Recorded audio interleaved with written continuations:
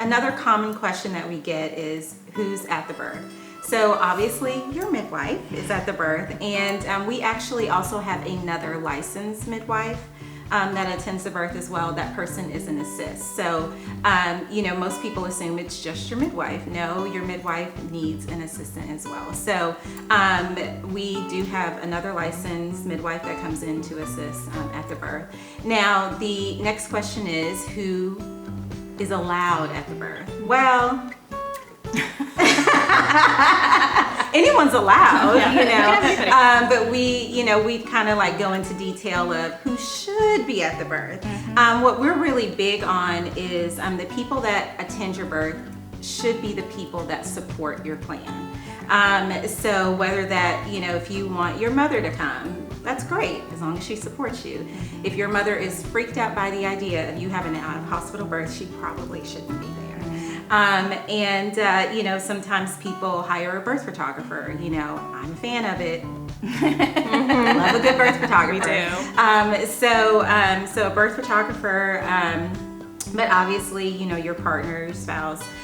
Some people have their children there, which I think is amazing. Again, it goes back to, children being at the prenatal appointments, and we really try to normalize birth for the whole family. So it's really nice to, see like your older babies there, at the birth. Again, it's just about like who's going to support, what your plan is, because you want to feel protected, loved, and safe in that environment.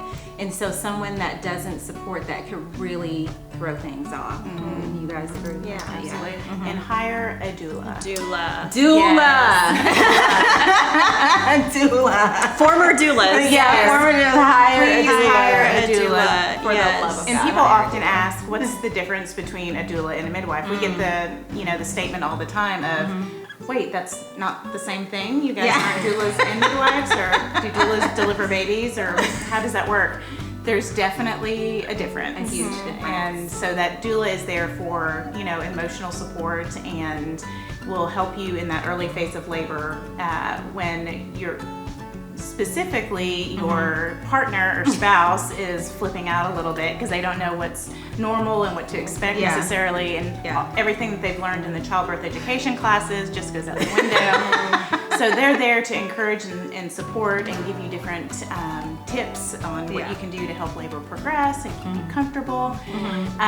Because specifically for first-time moms, if they're going to have a really long labor, it's important that the midwife is, of course, still communicating with the client, but the midwife is resting, and then that way they can be fully rested when it's very vital, for them to be there. Yeah, because our job is to take care of you medically. And so while we do offer a lot of hands-on support throughout the labor and we're very present, we have to stop and go chart what we just did, and we have to make sure that we're taking into account all the things that are going on in the room to keep you safe. And so it's hard for us to give full attention on you breathing with every contraction or doing a hip press with every contraction. And so we're able to work together as a team with the doula if you hire a doula, which is really beneficial to you. Another question along with the who can be at the birth are pets. Do you guys Yes, get that we get question that all the a lot? time. Yeah.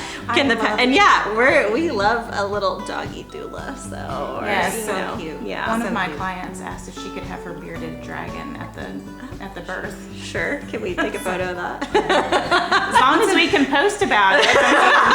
What's a bearded dragon? A lizard. It's like a giant lizard. Giant lizard. I didn't know. So yes, you can have your pets at home. You can have your pets at the home. Yeah, at the birth center we can't because it's a medical facility, but at home you can have your pets with you. So,